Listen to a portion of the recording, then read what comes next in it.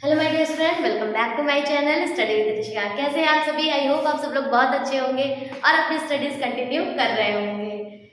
इसके पहले जितने भी हमने वीडियोस पढ़ी है उसी सीरीज को हम कंटिन्यू करते हुए एक नया टॉपिक के बारे में डिस्कस करेंगे जो कि बहुत ज़्यादा इंपॉर्टेंट है आपके टीजीटी पीजीटी एग्जाम के लिए, और इसमें बहुत ही इंपॉर्टेंट फैक्ट भी पढ़ने वाले हैं। ठीक है, तो आइए शुरू करते हैं। जैसे कि अगर हम बात करें तो इसके पहले हमने डिस्कस किया था कुछ डिस्कवरीज के बारे में, है ना। तो जब डिस्कवरीज के बारे में जब हम डिस्कस कर रहे थे तो आपको याद होगा हमने ये भी कहा था कि सेल थ्योरी किसने दिया है। तो हमने बोला था कि cell theory proposed by Schleiden and Schwann, और ये बात भी मैंने कही थी कि उन्होंने 1838 और 1839 के अप्रॉक्स दिया था, आपको अगर रिमेम्बर होगा। तो उसी बात को हम थोड़ा कंटिन्यू करते हुए और उसके बारे में ब्रीफ में बताते हुए स्टार्ट कर रहे हैं। तो सेल थ्योरी जो स्लेडन एंड स्वान ने दिया था, तो अगर हम बात करें स्लेडन और स्वान की, तो स्लेडन दो लोग साइंटिस्ट थे, दो थे, स्लेडन थे, मिस्टर स्लेडन एंड स्वान। ठीक है, जो स्लेडन जी थे वो कहाँ के थे? जर्मन के बॉटनिस्ट थे, जर्मन के बॉटनिस्ट थे। अगर वे ये बॉटनिस्ट थे तो जाहिर सी बात है इन्होंने वर्क किस पे किया था, किस पर इन्होंने वर्किंग किया था? प्लांट्स पे किया था। ठीक है, तो इन्होंने वर्क किया था प्लांट सेल में, वर्किंग किया था प्लांट सेल्स में पर वर्किंग किया था। ठीक है, जब ये वर्किंग कर रहे थे, किस बारे में वर्किंग कर रहे थे कि जब उनको पता चला कि सेल भी कुछ होती है, ठीक है, लिविंग सेल भी कुछ होती है, उसके अंदर इतनी सारी चीजें होती हैं और बहुत कुछ होता है। ठीक है, तो उसमें उनको दिमाग में ये आया कि भाई अगर इतना कुछ है तो इसके बारे में डिटेल में बताएगा कौन, उसके बारे में थ्योरी देगा कौन। तो जब बॉटनिस्ट थे उन्होंने प्लांट पे रिसर्च करना शुरू किया। जब प्लांट पे रिसर्च हुई तब जा करके ये अप्रॉक्स उन्होंने कब किया था बेटा? उन्होंने ये वाली बात जो कही थी वो 1838 में कही थी। ठीक है, 1838 में कही थी। ठीक है, किसने किया था? स्लेडन ने 1838 में। और उन्होंने जब रिसर्च किया तो उन्होंने क्या पाया? रिसर्च करने के बाद में क्या पाया? उन्होंने पाया कि all plant cell are made up of, जितने भी all plants are made up of cells. जैसे कि पहली ही वीडियो में हमने कहा था आपसे कि हमारी हर एक चीज, हर एक पॉइंट, ठीक है, हमारे बॉडी का एक एक पार्ट सब कुछ सेल से बना हुआ है। सेम उन्होंने कहा प्लांट्स के बारे में, उन्होंने प्लांट्स के बारे में क्या कहा? All plants are made up of cells, यानी कि जो कोशिकाएं होती हैं उनसे मिलकर के भी प्लांट बनते हैं। ठीक है, अगर प्लांट एक बना है तो उसमें बहुत सारे सेल्स इंक्लूडेड हैं जिसकी वजह से प्लांट का फॉर्मेशन हुआ है, ये बात कही थी। फिर आए स्वान जी, उनको कब आए थे? स्वान जी आए थे 1839 में। ठीक है, 1839 में इन्होंने दिया था अपनी बात को, इन्होंने 1838 में दिया था और इन्होंने 1839 में दिया था। ठीक है, ये कौन थे? ये जर्मन के जूलॉजिस्ट थे, जर्मन के जूलॉजिस्ट थे। बहुत सारे लोग बताते हैं, बहुत सारे लोग इनको समझते हैं कि ब्रिटिश के जूलॉजिस्ट थे, बस बेटा ब्रिटिश के जूलॉजिस्ट नहीं थे, ये यूरोपियन साइंटिस्ट थे। यूरोपियन साइंटिस्ट की वजह से लोग इन्हें मेंशन करते हैं ब्रिटिश जूलॉजिस्ट, बट ऐसा नहीं है, ये जर्मन जूलॉजिस्ट थे। इन्होंने फिर वर्क किस पर किया? आपको ऐसा लग रहा होगा भाई ये बॉटनिस्ट थे तो इन्होंने प्लांट सेल पर वर्क किया है, तो same as it is zoologist थे तो एनिमल पे किया होगा? नहीं बेटा, जब इन्होंने वर्किंग किया तो इन्होंने किस पर वर्क किया? प्लांट और एनिमल दोनों पर वर्क किया था, प्लांट्स और एनिमल्स दोनों पर वर्क किया था। ठीक है, बहुत जरूरी स्टेटमेंट है, पूछ लिया जाता है कि स्वान जी ने केवल प्लांट पे किया था, केवल एनिमल पे किया था, प्लांट एनिमल पे किया था। छोटे छोटे क्वेश्चन अराइज हो जाते हैं यहाँ से। ठीक है, अब जब इन्होंने भी डिस्कवरी करी तो भाई दोनों में डिस्कवरी करी तो उनको भी कुछ चीजें पता चली। जब इन्होंने आपस में मिले ये लोग तो उन्होंने जब इनकी बात को भी देखना चाहा तो इन्होंने चेक किया कि भाई क्या प्लांट में सच में ऐसी बात है, कुछ ऐसा है। फिर उन्होंने फिर कहा कि ठीक है मैं जूलॉजिस्ट हूँ तो चलो मैं एनिमल्स पे भी देख लेता हूँ। ठीक है, जब प्लांट्स में देखा तो ये उन्होंने पाया कि प्लांट सेल की जो आउटर बाउंड्री है, ठीक है, आउटर बाउंड्री है जो हमने बताया ना उसमें सेल वॉल प्रेजेंट होती है, तो वो उसका जो टर्म दिया था सेल वॉल, वो किसने दिया था? कि वो सेल वॉल है जो आउटर बाउंड्री, जो स्पेशल जो गार्ड है उनके, वो किसने दिया था? स्वान जी ने दिया था। बात करते हैं अगर एनिमल की बात करते हैं तो उन्होंने एनिमल की बाउंड्री को जब चेक किया, उनके साइड को चेक किया कि वो क्या है, अगर ये भाई सेल वॉल है तो वो क्या होगी? तो ये प्लाज्मा मेम्ब्रेन का भी स्टेटमेंट किसने किया था? स्वान ने दिया था। कब दिया था? 1839। इन्होंने कब दिया था? 1838। इसलिए इनकी प्योरी थ्योरी जब लिखी जाती है कि प्लांट सेल जो सेल थ्योरी है, ठीक है, ये जो सेल थ्योरी है वो डिस्कवर करी है किसने, स्लेटन एंड स्वान ने, और ये मेंशन कर दिए जाते हैं। Is that clear?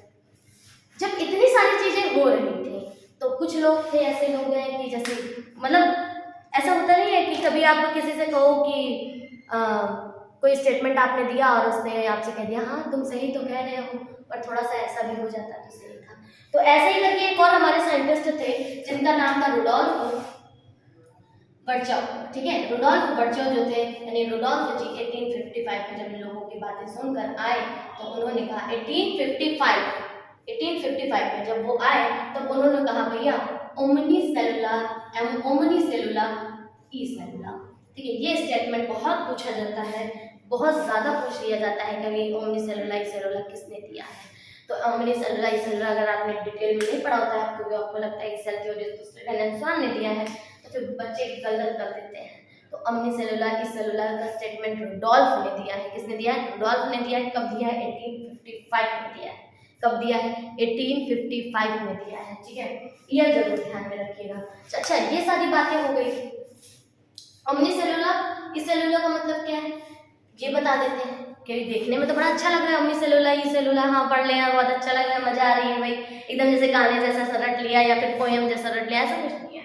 ठीक है, क्या है? इन्होंने ये बताया कि जितनी भी सेल बन रही हैं, जो न्यू सेल्स का फॉर्मेशन हो रहा है वो उनकी पुरानी जो पहले की सेल है, प्रीवियस सेल से ही उनका फॉर्मेशन हो रहा है। ये कह सकते हैं जितनी भी डॉटर सेल बन रही हैं वो सारी अपनी मदर सेल से बन रही हैं। Is that clear? पक्का? ठीक है, फिर आते हैं जो मेन पॉइंट। यहाँ से तो कुछ चीजें आपको पता चल गई, क्योंकि फ्लो डायग्राम जो है बहुत सही है। अगर ये केवल दिमाग में रख लेते हो तो कई सारे क्वेश्चन ऐसे ही हिट करते हैं करके। ठीक है, तो अगर बात करते हैं मेन इंपॉर्टेंट थ्योरीज की, बहुत ही ज्यादा इंपॉर्टेंट है, बहुत ही ज्यादा मोस्ट वीआईपी मान लीजिए, वेरी वेरी इंपॉर्टेंट। ठीक है, ठीक है, वेरी वेरी इंपॉर्टेंट की अगर हम बात कर लेते हैं तो क्या बात है कि अगर मेन थ्योरीज की वजह, क्योंकि इनमें से भी डायरेक्ट क्वेश्चन आते हैं, सीधा सीधा पूछ दिया जाता है। जैसे कि पहला स्टेटमेंट क्या लिखा हुआ है, मैंने लिखा है all living organism is made of sales.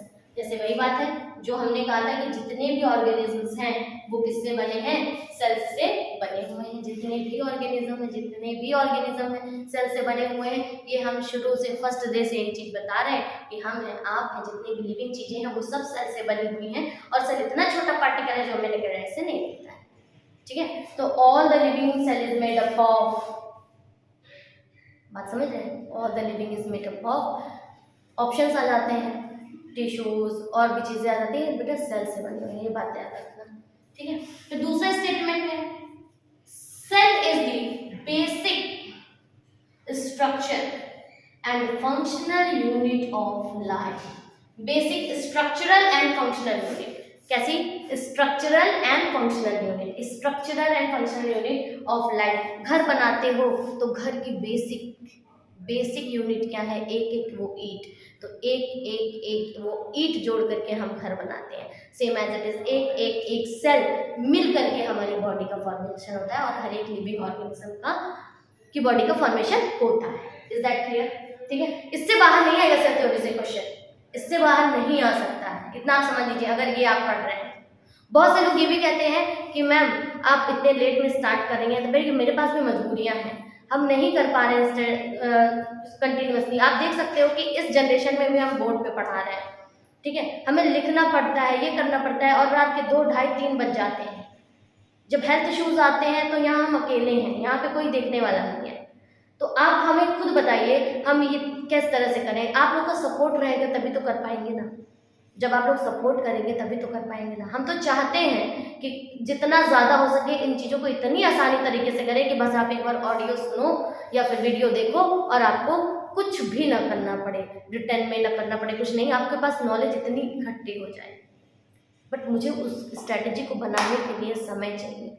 अगर हम बाहर कहीं अर्निंग नहीं करेंगे तो हम रहेंगे कैसे?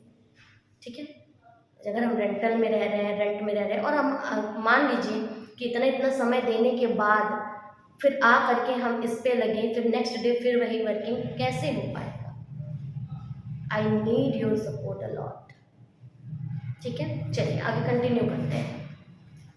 All cells arises from pre existing cell, पहली बनी हुई सेल से ही, ये यूनिसेलुलर, इस सेलुलर का ये स्टेटमेंट है, जो पहले से बनी है, प्री एग्जिस्ट कर रही है, पहले से है, उन्हीं से क्या बन रहा है, उन्हीं से क्या बन रहा है, नई सेल का फॉर्मेशन हो रहा है।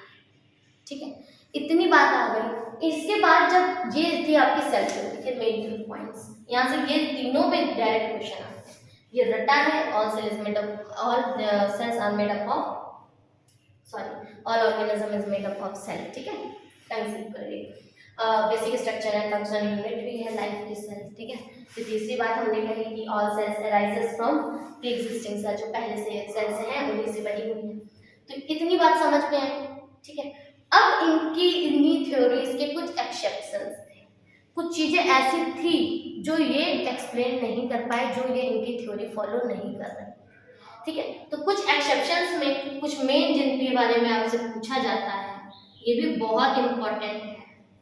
ठीक है, एक एक पॉइंट, एक एक चीज जो बोर्ड पे लिखी जा रही है बेटा, वो इम्पोर्टेंट है। ठीक है, भले ही आपके बाकी यूट्यूबर्स की तरह, बड़े यूट्यूबर्स की तरह हमारे पास बोर्ड नहीं है, स्मार्ट बोर्ड नहीं है। ठीक है, बट हम जितनी कोशिश हो सकता है उतना हम करते हैं। ठीक है, जितना हमसे हो सकता है, और पॉसिबिलिटी है कि मैं इतना करा दूं जिसने अभी तक कुछ नहीं पढ़ा है टीजीटी पीजीटी में, वो भी कम से कम केवल ये वीडियो देख करके अपना पेपर क्रैक कर सके। मैं चाहती हूँ कि जितना ज़्यादा से ज़्यादा कंटेंट मैं आपको प्रोवाइड कर सकूँ, बट हमारे पास भी समय चाहिए और आप लोग का सपोर्ट बहुत ज़रूरी है। ठीक है, क्या एक्सेप्शंस थे? एक्सेप्शंस में थे वायरस, जितने भी वायरस हैं, वायरॉइड्स हैं और प्रियॉन्स हैं। वायरस, वायरॉइड्स और प्रियॉन्स वो क्या है? एसेलुलर है, एसेलुलर है। ठीक है, कैसे हैं बेटा? एसेलुलर है, इनमें सेल्स ही नहीं है। अब वायरस जी कहते हैं भाई हमारे अंदर तो सेल ही नहीं है, तुम क्या ही कर लोगे, सेल ही प्रेजेंट नहीं है, एसेलुलर है, यानी सेल ही नहीं है। जहाँ ये तो सब कह रहे थे भैया सब सेल से बने होते हैं, ये भाई साहब कह रहे हैं हम तो रखते ही नहीं, क्या करोगे? तो जाहिर सी बात है एक्सेप्शन हुआ ना। जितनी भी आरबीसी हमारे अंदर हैं, हम मैमल्स हैं, जितने भी मैमल्स हैं, मैमल्स कौन हो? हम सब। ठीक है, मैमल्स जितने भी हैं उनके अंदर बताया गया, जो आरबीसीज हमारे अंदर है उनमें न्यूक्लियस नहीं प्रेजेंट है। आपको पता है माइटोकॉन्ड्रिया में न्यूक्लियस, लेकिन जो हमारे अंदर की आरबीसीज हैं, जो आरबीसीज रेड ब्लड सेल्स हैं, उसमें न्यूक्लियस नहीं प्रेजेंट है।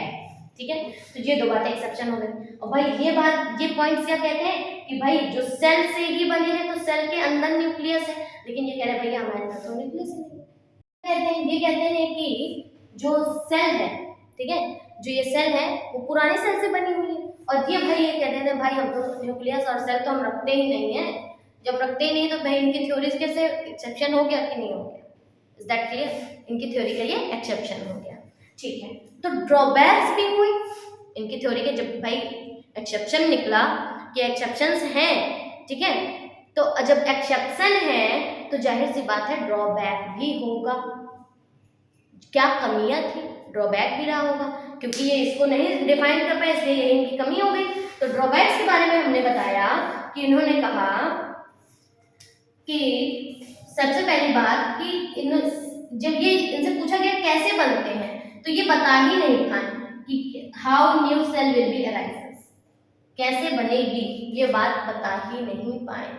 ठीक है, इसी को मैंने थोड़ा डिटेल में लिखा है। Cell theory does not explain the origin of first cell. ठीक है, जब पहली ही सेल नहीं बता पाओगे, जब पहली ही कैसे आई, ठीक है भाई, इन्होंने कह दिया कि जो नहीं बन रही है, जो नहीं बन रही है वो पुरानी सेल से आई है, लेकिन अब ये मुझे बता दो कि फर्स्ट सेल कैसे आई, तो ये नहीं बता पाए। तो फिर ये नहीं, इसी बात को स्टेटमेंट को थोड़ा ऐसे कहा गया कि भैया फिर बनी कैसे, तो नई सेल बनी कैसे जब बता नहीं पा रहे हो कि पुरानी सेल कहाँ से आई। और दूसरी चीज, not applicable for the acellular organism, जैसे कि वायरसेस, वायरस और प्रायॉन्स। ठीक है, जैसे वायरस हो गया, आपने ये नहीं बता पाए एसेलुलर ऑर्गेनिज्म के बारे में, तो बात वही है, यही इनके ड्रॉबैक्स थे। ठीक है, कहने का तरीका थोड़ा उनका अलग है। ठीक, तो इतनी बात समझ में आई। सेल थ्योरी से इससे रिलेटेड ही क्वेश्चन आते हैं। जैसे कि आपका हो गया कि ये प्रपोज किसने किया था, कब किया था, ठीक है, ये कौन थे, बॉटनिस्ट थे, जूलॉजिस्ट थे, इन्होंने प्लांट सेल पे, इन्होंने प्लांट्स और एनिमल्स एमल्स दोनों पे डिस्कवरी की थी, ठीक है। एक एक पॉइंट से यहाँ पे आएगा क्वेश्चन, एक एक पॉइंट से, ये आप समझ लीजिए, ठीक है। तो चलते हैं टाइप्स ऑफ ऑर्गेनिजम्स जितने भी हैं वो हम डिस्कस करेंगे नेक्स्ट वीडियो में। तो तब तक के लिए आप लोग अपनी स्टडीज़ कंटिन्यू करिए, जितना हो सके बेटा इस वीडियो को शेयर करिए। जितना ज़्यादा आप लोग शेयर करेंगे उतना मेरा भी ये होगा कि मैं बाकी काम छोड़ करके मैं इसमें समय दे पाऊँगी, ठीक है, क्योंकि लिखना पड़ता है, एक एक चीज़ निकालनी पड़ती है।